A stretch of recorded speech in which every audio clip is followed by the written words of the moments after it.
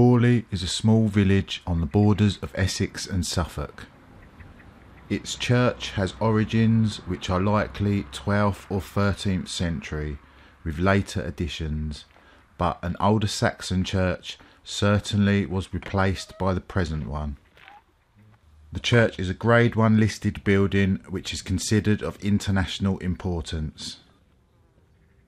The rectory at Borley, which became the emphasis for the famous haunting, was itself built in 1863, but it is known for certain that an earlier rectory once stood roughly on the spot where the famous one was to later stand until its own demise. An earlier rectory is certainly recorded in various legal papers of the Waldegrave family, which is who we must now look at to better understand the Borley story. The Waldegrave family were descendants of William the Conqueror. Being Norman, the name is probably more correctly pronounced Waldegrave. In or shortly after 1545, King Henry VIII granted the manor of Borley to Sir Edward Waldegrave. Sir Edward had at times held a high position in the king's household. However, due to his Catholic persuasion, after the death of King Henry, he fell out of favour and was imprisoned by the then King Edward VI. Upon the coming to the throne of Queen Mary I, the Catholic Church was again allowed a reprise, and Sir Edward was released from the Tower and rewarded for his loyalty with a knighthood upon the Queen's coronation. Again, when Elizabeth came to the throne, Sir Edward fell from favour and was once more imprisoned in the Tower of London, where he died in 1561. His remains were returned to Borley and entombed within the church in grand style. Many believe that at least some of the hauntings at Borley are attributed to the fact that his remains were laid to rest in a church that was soon to become Protestant, and that his spirit cannot rest as a result. To understand the story of Borley better, we need to consider the regime that all these occurrences happened under, and what else was happening in England at that time. It was a time of great upheaval, where a seemingly simple decision could cost you your life. From the time of Henry VIII, and the period often labelled the dissolution of the monasteries, England went through a long period of change, turning away from the Roman Catholic Church, then under consecutive kings and queens, changing back to Catholicism, then switching away again. These were turbulent and brutal times, so much so that they even tainted the names of some of those royals for future generations. Queen Mary, for example, gaining the unofficial title of Bloody Mary. We have to remember that the Protestant Church was exactly that, a church protesting against the rule of the Mother Church in Rome. During the Reformation, and as a result of Protestantism, many Catholics were forced to keep their persuasion very quiet and their religious meetings maintained in secret. There were laws set aside to punish those who were guilty of such. James I tried to relax the laws in the 1620s. Parliament, however, refused to have dealings with any Catholic countries, which included most of Europe, and in fact reinforced the laws, further persecuting Catholics. As James I was dying, Parliament attempted to enforce who the prince, who would soon become King Charles I, should marry. His father had hoped that his son Charles would marry into the Spanish royal family, and Parliament's rough-handed approach forced Charles to make several secret visits to the continent to find a Catholic bride, eventually settling on Henrietta Maria, the French princess and daughter of Henry IV, creating the rift between the royals and Parliament, which culminated in the English Civil War. We know Sir Edward Waldegrave was loyal to the crown of Queen Mary as a Catholic, and that he died for his allegiance. His descendant, another Sir Edward Waldegrave, was created a baronet in 1643 for his services to King Charles I, this being at a time when the Civil War had just begun and would continue for a further 8 years. Here it is interesting to note that the church has had no dedication since the time of Cromwell. Because we know that the outcome wasn't good for King Charles being executed for treason against England in 1649 by Cromwell's Parliament, it is clearly apparent why a church with Catholic sympathies might want to remove its associations. We know that their Catholic persuasion was well hidden, or at this point altogether gone, as the future Waldegraves went on to success in the House of Lords, one Baron James Waldegrave even declaring himself Protestant. He eventually became British ambassador at Vienna from 1727 to 1730 and to Paris from 1730 to 1740. His son James, the second Earl, became very close friends with King George II. So we can see that their distancing themselves from Catholicism was in many ways a warranted and successful operation. It is also therefore easy to assume that the fact that the church has had no dedication since the time of Cromwell, that this was a successful attempt to preserve the church at Borley. The rectory, which was to become famous for the hauntings, was built in 1863 by the Reverend H.D.E. Bull. The house was increased in size accordingly with the growth of his family.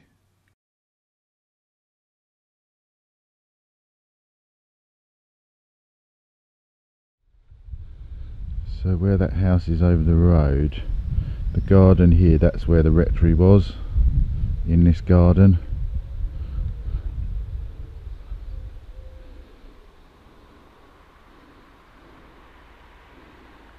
The two bungalows down there are where the rectory garden was and the nuns' walk. The church from where the rectory would have been. There, this is the road. Nuns' walk down, further down.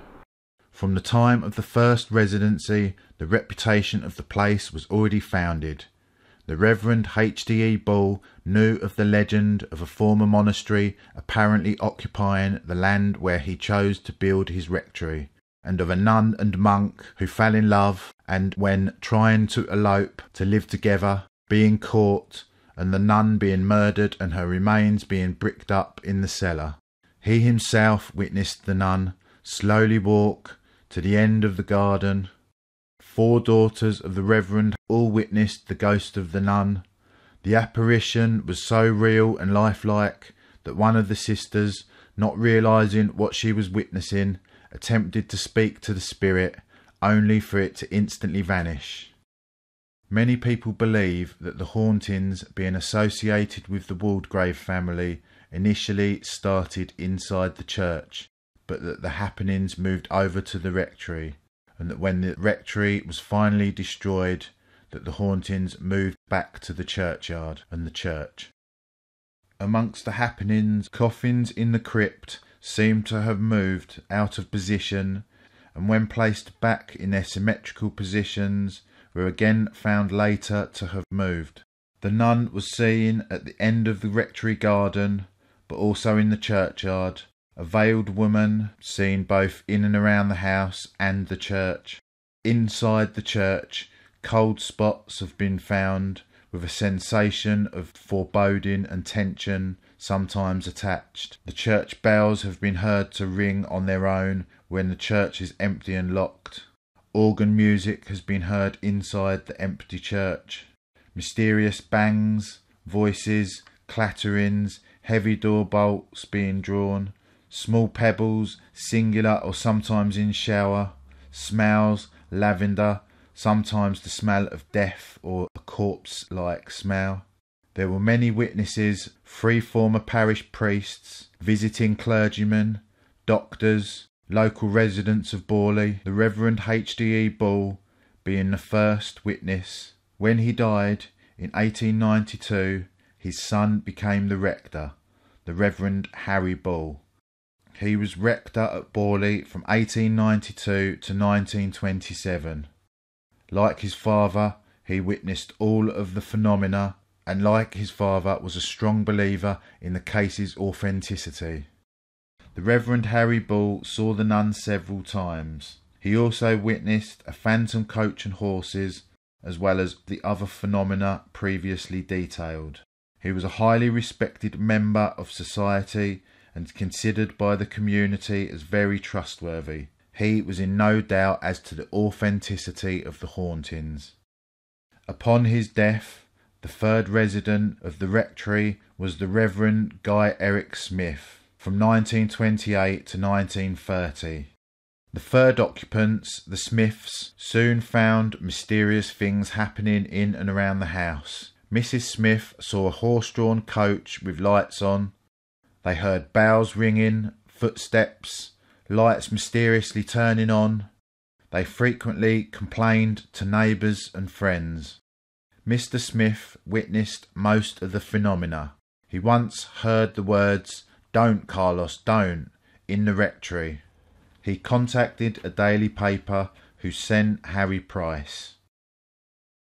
Harry Price, the eminent parapsychologist, member of the Society for Psychical Research, took statements from all of the relevant witnesses and documented them for a future book. He worked on the case upwards of 20 years. His initial book was at first received well and without criticism.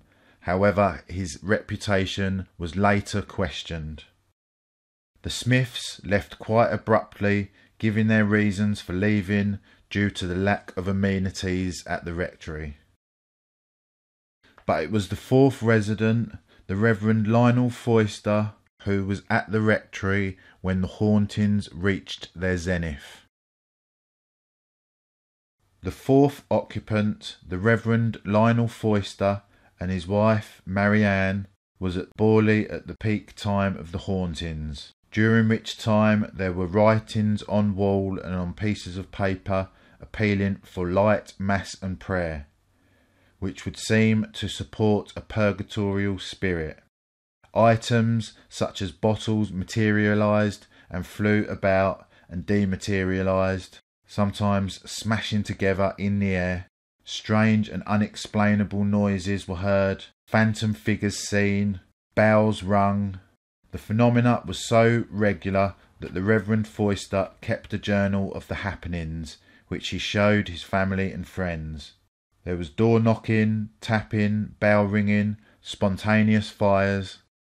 Whilst Harry Price's reputation was questioned, at the time it wasn't known by the general public that the Reverend Foister's wife, Marianne, was having an affair with the lodger. It is speculated that the pair used the hauntings often as a cover for their own transgressions, and certainly on one occasion, when being caught in the bedroom together by the Reverend Foister, their excuse was given that it was an outbreak of paranormal phenomena.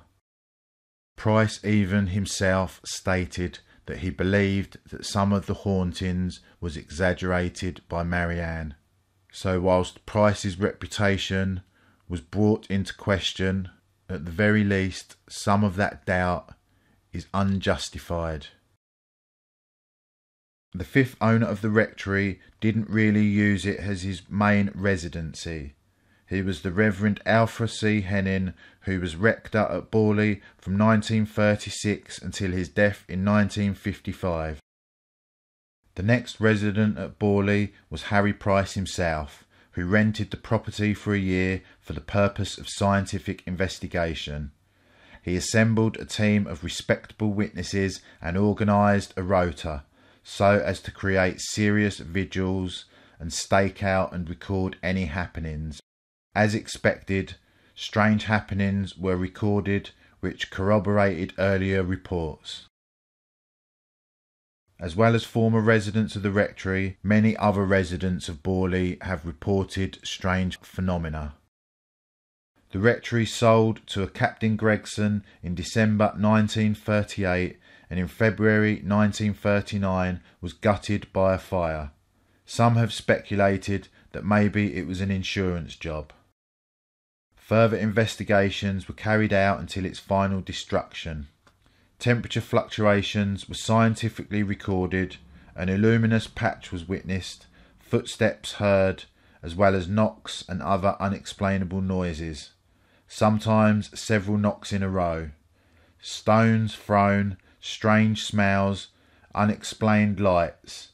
These facts were recorded and presented by a highly eminent scientist and doctor of philosophy and a Cambridge Don. Over the Christmas period of 1939, the Reverend Canon W. J. Adams, Canon of Carlisle, read Harry Price's book, The Most Haunted House in England, and put forward the theory that a young French Catholic lady who came to England in the 17th or 18th century was betrayed and slaughtered and buried in the grounds. Upon the canon's suggestion, Price dug in the cellars of the now burnt-out shell and found human remains, believed to be those of a young woman. The remains were given a Christian burial in Liston churchyard. However, regarding the skeleton, there has been question of skullduggery, excuse the pun. But both the authenticity of the remains have been questioned, as has the possibility of there being an acting planting of said evidence by Price himself. If these remains were genuinely found by Price, it would seem more properly to fit with the much earlier legend involving a nun. However, if there had been a monastery on the site of the rectory, to contain a human burial within the grounds of that earlier religious building is not only within the realms of acceptability, but it is also a highly common occurrence. Harry Price, a respected member of the Society for Psychical Research, ended up writing 2 books about the case. The first being titled The Most Haunted House in England, published in 1940, and the second being titled The End of Borley Rectory, published in 1946.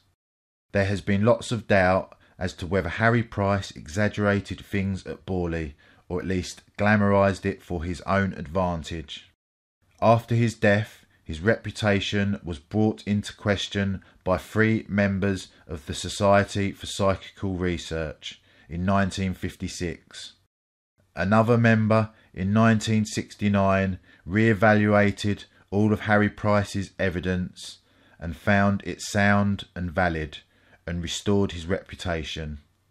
It was largely due to the success of his first book, The Most Haunted House in England, which thrust the haunting to legendary status and perpetuated it up until the present age.